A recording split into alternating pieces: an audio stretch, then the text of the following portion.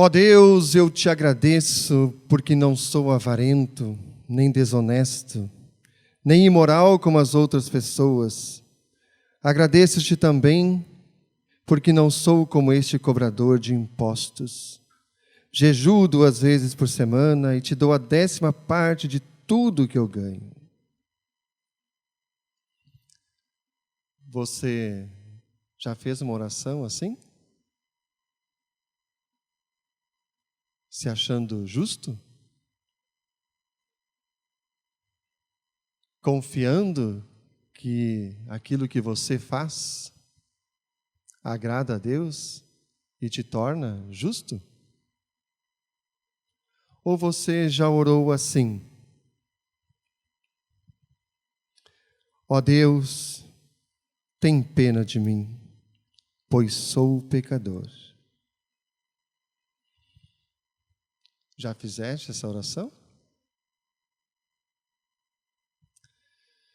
Hoje nosso tema, como vocês podem ver, confessamos sobre o pecado. O que Deus espera de todos nós é justamente que nós façamos como fez o cobrador de impostos, que ficou de longe e nem sequer levantou o rosto para o céu, mas bateu no peito e disse: ó Deus, tem pena de mim, pois sou pecador. Diante desta oração, então Jesus diz que este homem, o cobrador de impostos, ele voltou para casa em paz com Deus. Porque quem se engrandece será humilhado, mas quem se humilha será engrandecido. O reconhecer-se pecador é humilhar-se. Sim, humilhar-se porque, de fato, a gente é pecador.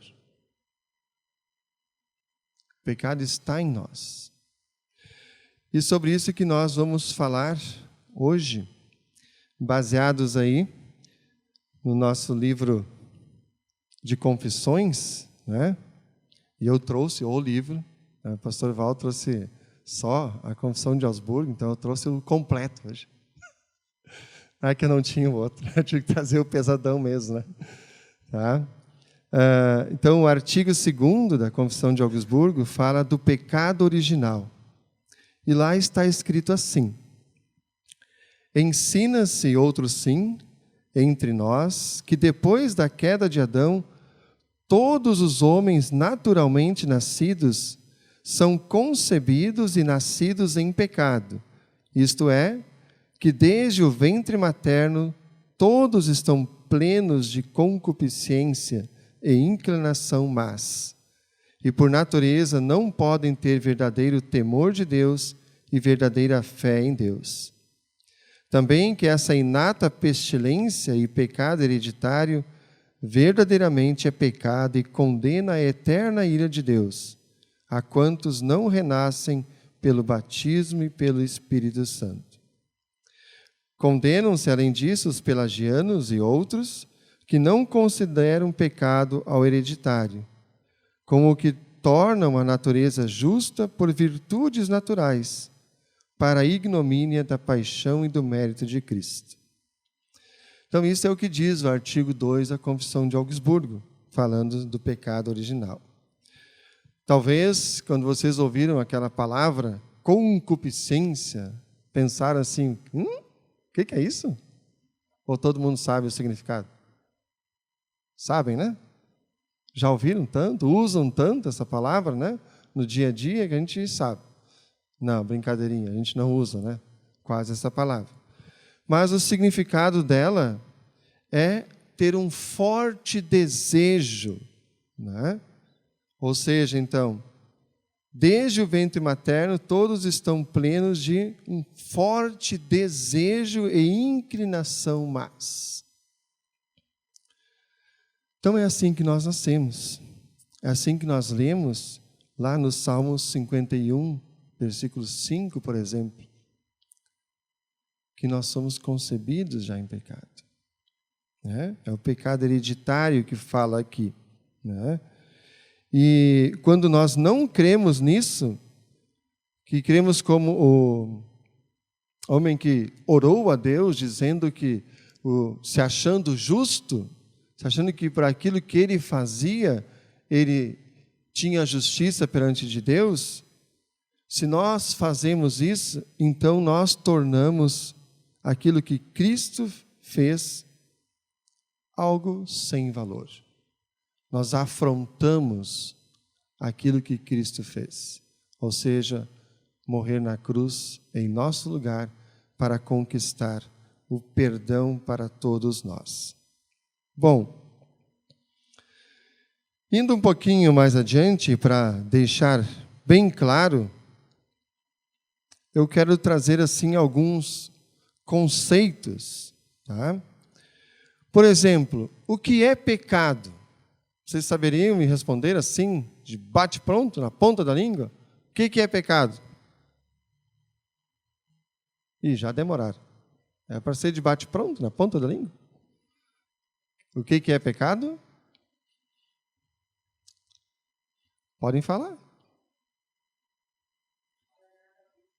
Tudo aquilo que desagrada a Deus, isso. Tudo aquilo que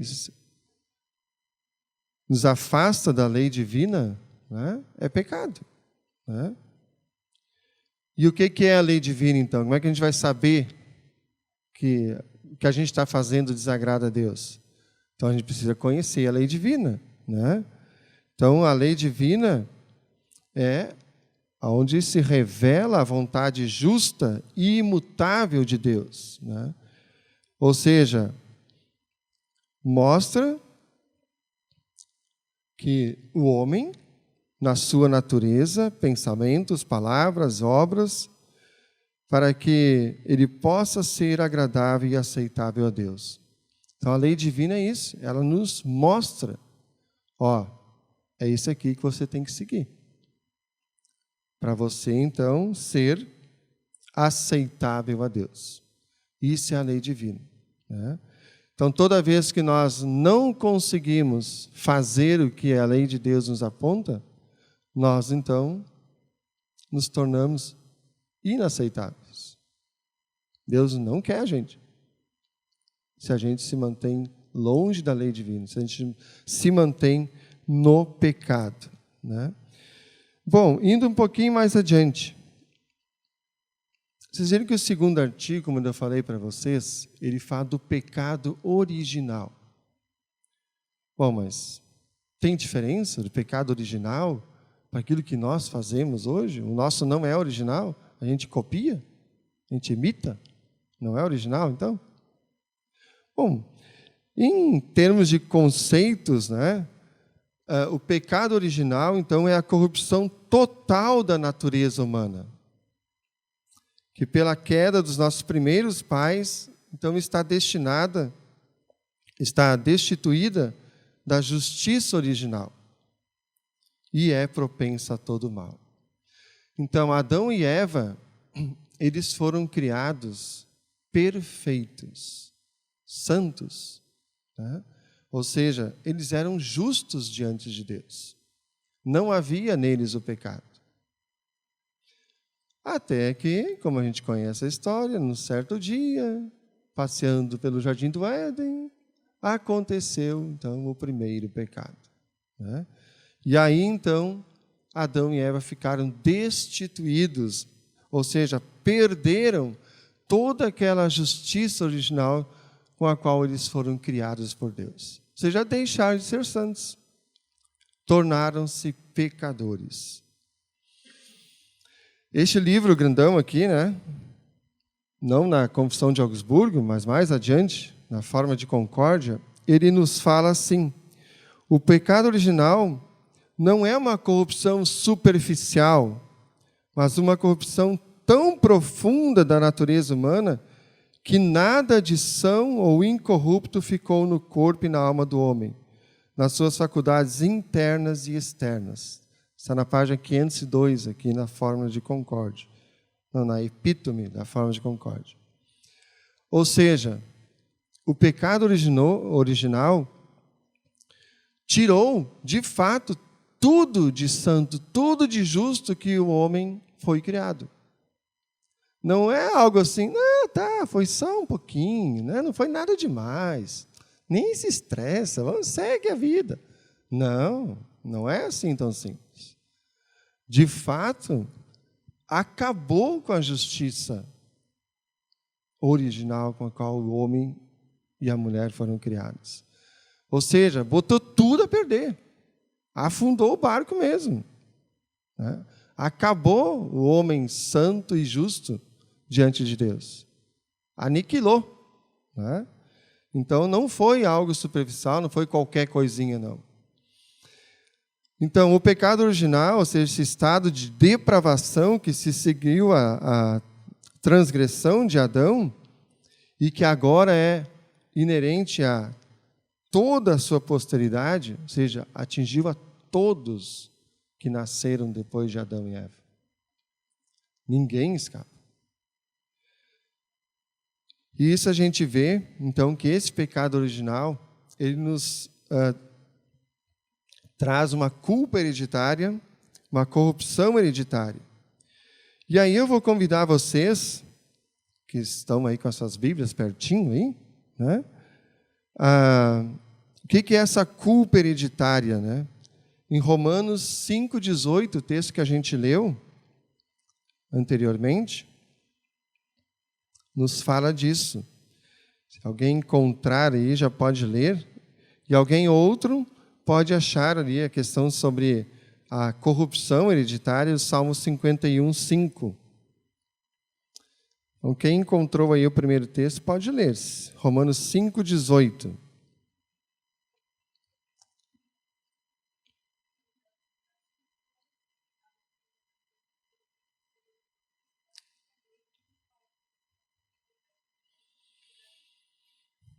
Então, vejam, fica bem claro aqui para a gente entender. Assim como um só pecado condenou todos os seres humanos, ou seja, aquele pecado de Adão e Eva, então, que é essa culpa hereditária, ele se estendeu a todos os seres humanos, né? A todos. E a corrupção hereditária, Salmo 51:5, se alguém encontrou, pode ler.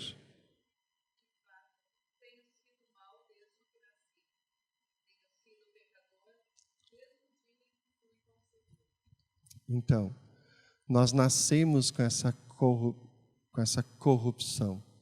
Ou seja, aquela palavrinha fácil da gente dizer, a concupiscência, ou seja, aquele forte desejo de fazer o que é errado. A gente nasce com isso.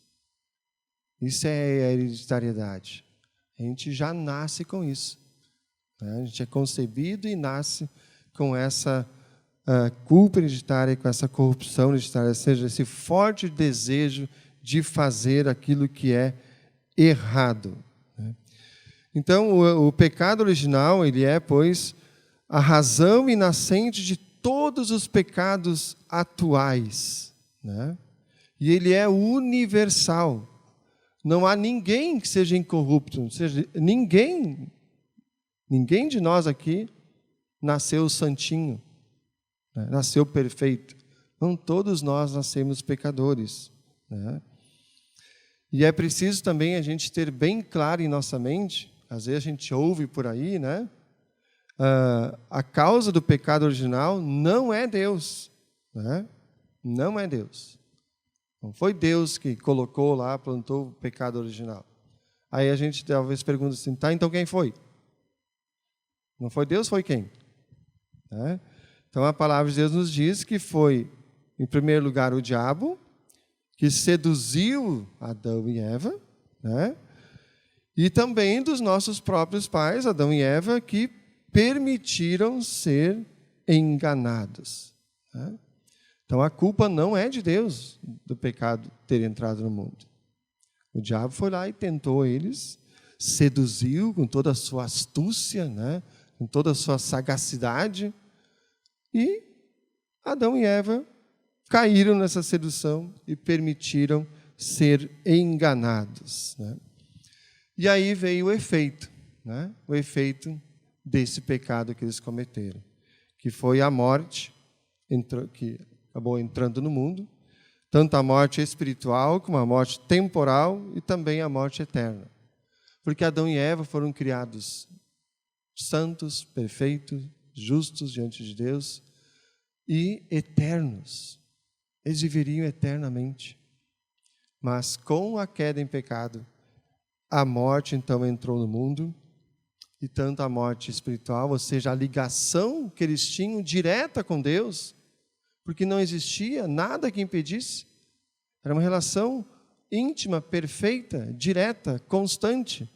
O pecado rompeu isso, cortou isso. Não é? Tanto que quando eles pecaram, o que eles fizeram? Eles ficaram assim olhando para Deus. O que eles fizeram? Se esconderam. Né? Ali já é um sinal do pecado. Eles se esconderam. Não é assim quando a gente é pequeno, a gente é criança, faz uma coisa errada, a gente fica lá, mãe, pai, fiz uma coisa errada. Não, ele vai se esconde embaixo da cadeira, em casa mesa, embaixo da cama. Primeiro lugar que ele pode se enfiar, ele se enfia. Né? Porque ele sabe que fez uma coisa errada. Assim foi com Adão e Eva. Eles pecaram, se esconderam. E aí Deus, né? Aí vem o Evangelho, né? Deus foi procurá-los. Onde estás, Adão?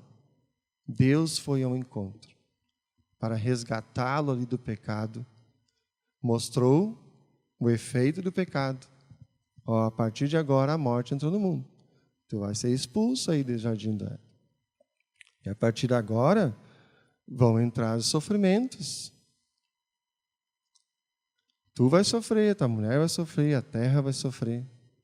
Tá? Mas há salvação.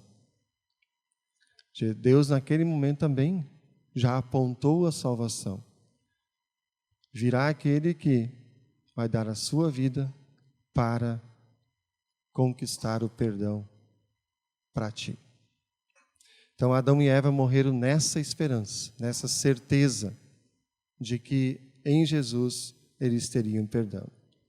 E um outro efeito desse pecado original são os pecados atuais. Bom, quais são os pecados atuais? O que é os pecados atuais? Alguém saberia me dizer? Está subentendido aí, né? Não está difícil de acertar essa, né? A resposta já está na pergunta, né? Os pecados que a gente comete hoje. Então, toda e qualquer violação da lei, tanto por ação quanto por omissão, é o que nós cometemos hoje, no nosso dia a dia. Esses são os pecados atuais, né? Que são uma consequência lá do pecado original. Daquele nosso forte desejo, aquela vontade que a gente não consegue controlar de fazer, às vezes, a coisa errada. Né? E parece que é um imã, né? Acho que a gente está sabendo, mas não é certo. Mas é aquele que fica tentando, mas quando vê, tu fez. Agora, aquilo que é certo, a gente nem chama a nossa atenção. E muitas vezes, né? Que deveria ser o contrário, né?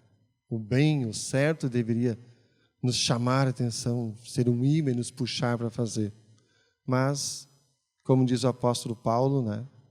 O bem que eu quero fazer não consigo, o mal que eu não quero, esse eu acabo fazendo. Então, os pecados atuais, eles também têm as suas causas, né? E uma dessas causas, né, é justamente a nossa natureza corrupta. Então, a gente já nasce com a natureza corrupta. Né? Repetindo de novo, aquela forte vontade, forte desejo de fazer o mal. E a Bíblia menciona, então, como causas desses pecados atuais, a ignorância espiritual, ou seja, nós, por nós mesmos, a gente é ignorante espiritualmente. Né? A gente não tem conhecimento total da lei de Deus. É Deus que vem e coloca isso em nós. Né? Deus diz na sua palavra, em Jeremias 31, quando ele renovou a sua aliança com o povo de Deus, que inscreverei no seu coração e na sua mente a minha lei. A gente nasce com essa lei. Só que ela precisa ser, dizer assim, revelada, aberta, colocada diante de nossos olhos, né? Para que a gente a conheça. E a partir do batismo, que a gente é colocar nas mãos de Deus, que a gente é colocar na vida de fé, a gente se torna filho de Deus, que essa lei que a gente tem no coração e na mente, inscritos por Deus, que ela passa a ter seu real valor para nós. Se torna útil, a gente vê a sua eficácia no nosso dia a dia. Outra causa, né, dos pecados que nós cometemos são as nossas emoções e paixões pecaminosas, né? E são causas também. A habitual inclinação para o mal, isso tudo são coisas que estão dentro de nós. Estão aqui dentro. A gente é inclinado para fazer o mal. A gente tem paixões, a gente tem emoções que a gente não consegue controlar e acaba fazendo justamente aquilo que a gente não é para fazer, né? E também tem as causas que estão fora de nós, que nos levam a pecar. O próprio diabo e as outras pessoas que nos induzem, às vezes, ao erro, né? Mas como nós lemos lá em Romanos 5, lá a gente viu que por meio de um só homem o pecado entrou no mundo, o homem Adão. E o texto nos fala também que por meio de um só homem, o segundo Adão, como o texto nos fala, o segundo Adão chamado Cristo, entrou a salvação para todos nós. Então vejam que comparação é feita aqui.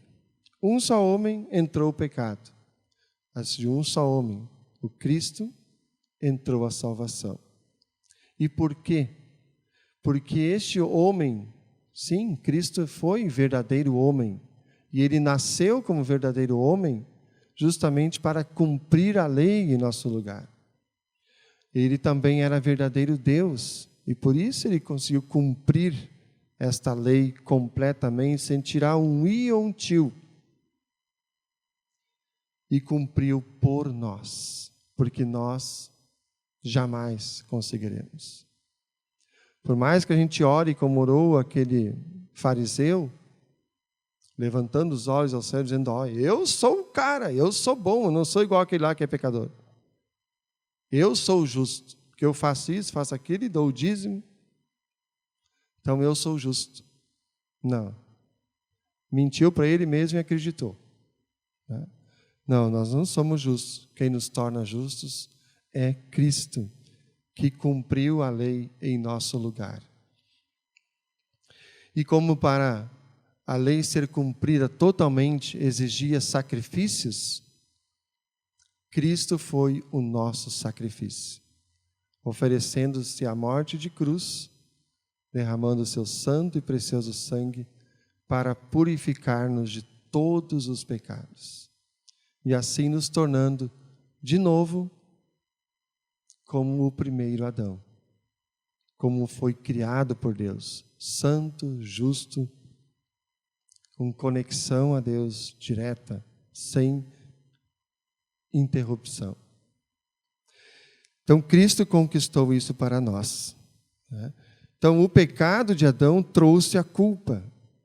O desejo de pecar trouxe a mortalidade a todos os seres humanos. Nós continuamos a pecar. Todo dia nós pecamos. E merecemos a condenação. Mas, a cada momento, nós podemos dizer a Deus em alto e bom som, louvado seja o Senhor. Por quê? Por causa de Cristo. Porque Deus não parou em Adão. Ele enviou o segundo Adão, como eu falei antes para vocês, para iniciar uma nova humanidade.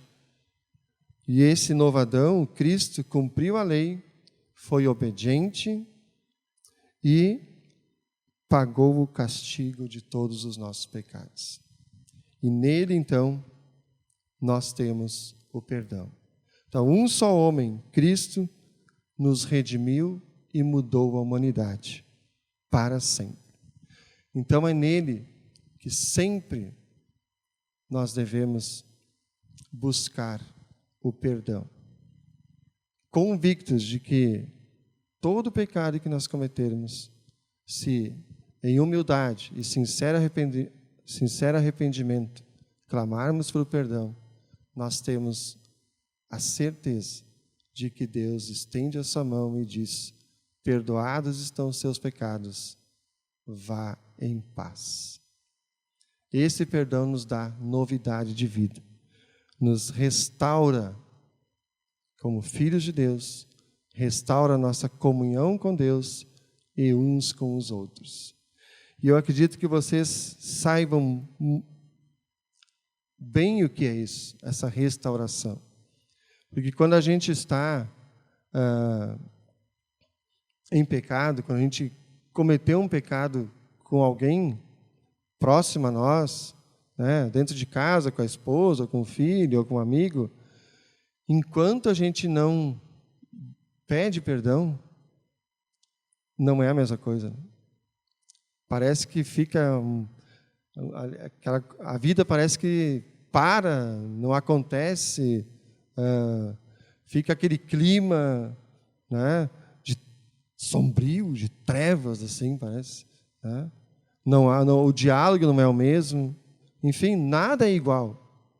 Agora, no momento que alguém reconhece o erro, ou toma a iniciativa, mesmo que seja a pessoa que não pecou, que sofreu a ação do pecado, mas se o outro não vem, às vezes a gente vai então ao encontro e diz: a gente precisa conversar, a gente precisa pedir perdão. E esse perdão restaura. Esse perdão traz luz, dissipa as trevas, faz a gente viver de novo. Diz que perdão é vida. Então não deixemos nunca para o amanhã acontecer essa restauração. No dia que se chama hoje, a gente precisa sempre buscar o perdão. Viver o perdão.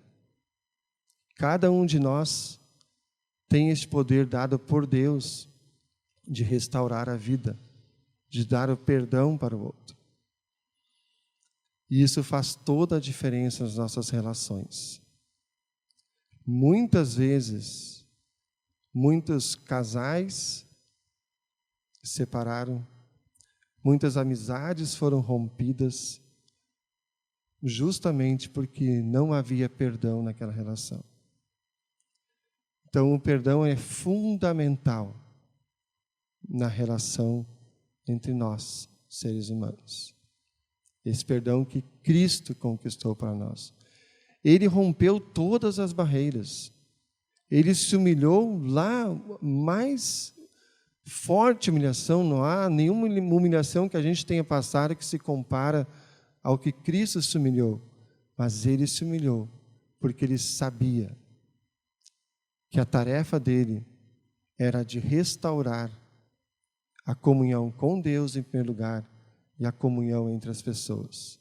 Porque enquanto o pecado impera, não há comunhão, não há vida. Perdão é vida. E essa vida, Cristo, todos os dias, a todo momento, está dando a nós. Basta a gente se agarrar a ela e viver ela. Não basta a gente saber que há perdão, é preciso viver o perdão. Então vivamos, porque Cristo nos dá esse perdão sempre. O pecado não tem mais domínio sobre nós, quando nós nos entregamos de corpo e alma a Cristo. Então vivemos debaixo do perdão dele. Nos entreguemos e vivamos esse perdão, com a certeza de que esse perdão nos dá a vida aqui e já nos garante a vida lá na eternidade. Gratuitamente, por causa de Cristo. Não precisamos botar a mão no bolso, não precisamos, como na época da reforma, quando uma moedinha tilintar no fundo do cofre, então a alma sobe para o céu. Não.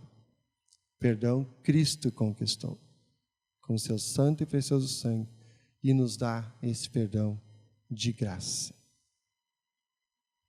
Então, creiamos sempre neste Cristo, neste perdão que Ele nos dá, e vivamos no dia a dia, nas nossas relações, este perdão, que com certeza a nossa vida aqui neste mundo vai ter muito mais sentido, muito mais valor, vai ser muito mais bela, muito mais feliz, vivendo esse perdão. Enquanto isso, rumamos para o nosso lugarzinho lá no céu, que Cristo conquistou para nós. Amém.